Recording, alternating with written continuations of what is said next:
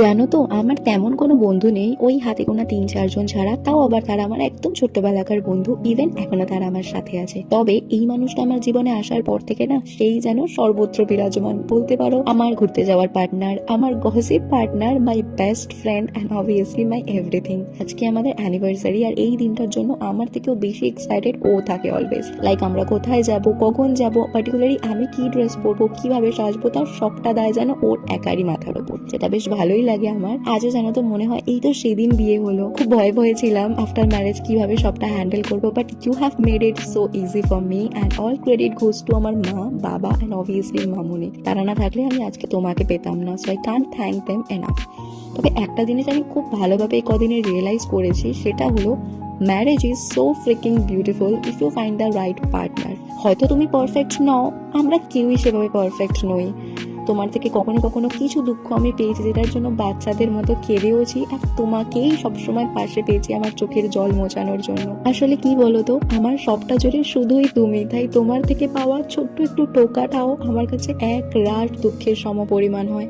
আমি জানি তুমি সেভাবে মিন করতে চাও না কখনোই, বাট কি করি বলো, বড্ড ভালোবাসি যে তোমায়।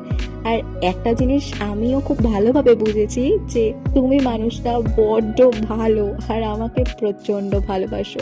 তোমার মধ্যে সব থেকে একটা ভালো গুণ কি বলো তো, আমাদের সম্পর্কে প্রত্যেকটা মুহূর্তে, প্রত্যেকটা পদক্ষেপে তোমার যে প্রচেষ্টা, সেটাই আমাকে তোমার উপর আরো মুগ্ধ করে আর তোমাকে ভালোবাসতে বাধ্য করায়। আমি জানি না একটা মানুষ এতটা ভালো কি করে হতে পারে। লাইক বাচ্চাদের মতো তুমি আমাকে ট্রিট করো, ওষুধ ঠিক মতো খেয়েছি কিনা, খাবারে কি খেলাম, ঠিকঠাক জল খাচ্ছি কিনা, সবটা তুমি খেয়াল রাখো। আমি জানি না কি করে এটা সম্ভব হয়, তবে যাই হোক, অনেকের মুখেই শুনেছি আফটার ম্যারেজ মেয়েদেরকেই নাকি বেশি অ্যাডজাস্ট করতে হয়, স্যাক্রিফাইস করতে হয়, কারণ আন্ডারস্ট্যান্ডিং এ অ্যাডজাস্টমেন্টে প্রবলেম হয়। But you have proven them wrong, কারণ আমাদের ক্ষেত্রে ইনিশিয়েটিভটা অলওয়েজ তোমার থেকেই হয়েছে। তুমি আমাকে বাচ্চাদের মতো প্রত্যেকটা জিনিস বুঝিয়েছো, লিটারালি পাখি পড়ানোর মতো পড়িয়েছো। সো থ্যাংক ইউ মিস্টার হাবি। প্রত্যেকটা মেয়ে বিয়ের পরে স্বামী পায়, কিন্তু আমি স্বামীর সাথে সাথে একজন ভালো বন্ধুও পেয়েছি। তুমি আমার লাইফে এমনই একটা সেফ জোন, যার কাছে আমি নির্দ্বিধায় মার্ডার করে বলতে পারি। আমি কখনোই ভাবিনি আমার মা বাবা ছাড়াও আমাকে কেউ এতটা পাগলের মতো ভালোবাসতে পারে। সবাই বলে কেউই পারফেক্ট হয় না, বাট আমি বলি হয় তুমি।